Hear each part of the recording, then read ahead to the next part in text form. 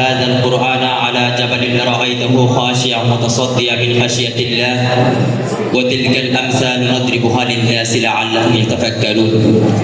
قال النبي صلى الله عليه وسلم خيركم من تعلم القرآن وعلمه أو كما قال عليه الصلاة والسلام. এসেছে নতুন শিশু, তাকে চেনে নিতে হবে স্থান। জীর্ণ পৃথিবীতে ব্যর্থ, মৃত আর ধ্বংসস্তূপ পিঠে চলে যেতে হবে আমাদের, চলে যাব। তবে আজ যতক্ষণ এ দেহে আছে প্রাণ, প্রাণপণে পৃথিবীর সরাবচন যাক।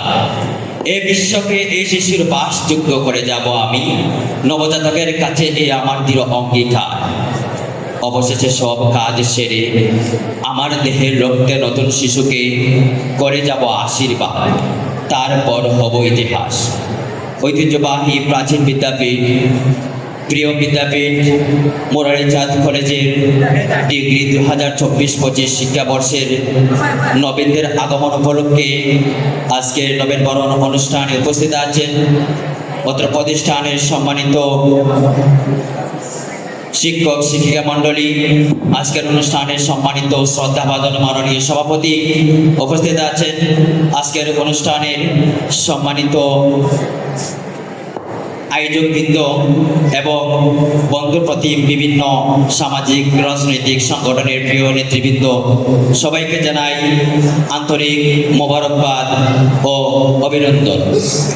আমরা আজকে দেখেছি যে এখানে যাদেরকে নিয়ে আয়োজন করা হয়েছে 2024-25 শিক্ষাবর্ষের ডিগ্রির নবীন ছাত্রছাত্রী ছোট ভাই বোনদেরকে জানাই বাংলাদেশ ইসলামী ছাত্র মজলিস সিলেট এমসি কলেজ শাখার পক্ষ থেকে আন্তরিক মোবারকবাদ।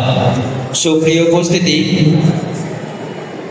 আপনারা যারা এখানে ভর্তি হয়েছেন, ডিগ্রি প্রথম বর্ষে এসেছেন, দীর্ঘ 12 বছর লেখাপড়ার পর মাধ্যমিক এবং উচ্চ মাধ্যমিক পর্যায় শেষ করে আজকে এমন একটি বিদ্যাপীঠে এসে ভর্তি হয়েছেন, আমি মনে করি যারা এই এমসি কলেজের মতো একটি সুন্দর এবং বিখ্যাত প্রাচীন বিদ্যাপীঠে ভর্তি হয়েছে, সময়ের সবাই সঠিক সিদ্ধান্ত নিয়েছে।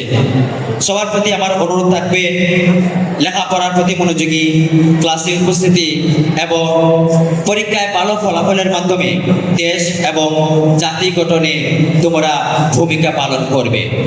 বাংলাদেশ ইসলামী ছাত্র মজলিস বিশ্বাস করে একজন ছাত্র সে তার জ্ঞান অর্জন করার পাশাপাশি আদর্শকেও, চরিত্রকেও সে গঠন করে এবং চরিত্রকে গঠন করার জন্য অবশ্যই তাকে আদর্শিক দিক বিবেচনা করে ধর্মীয় জ্ঞানের প্রতি, ধর্মগ্রন্থের প্রতি, ধর্মের প্রতি তাদেরকে অনুশীলন করতে হবে। সবার প্রতি আমার অনুরোধ থাকবে একাডেমিক পড়ার পাশাপাশি তোমরা বিভিন্ন আনুষঙ্গিক বিভিন্ন আরো লেখাপড়া আছে, সেই লেখাপড়ায় মনোযোগ হইবে।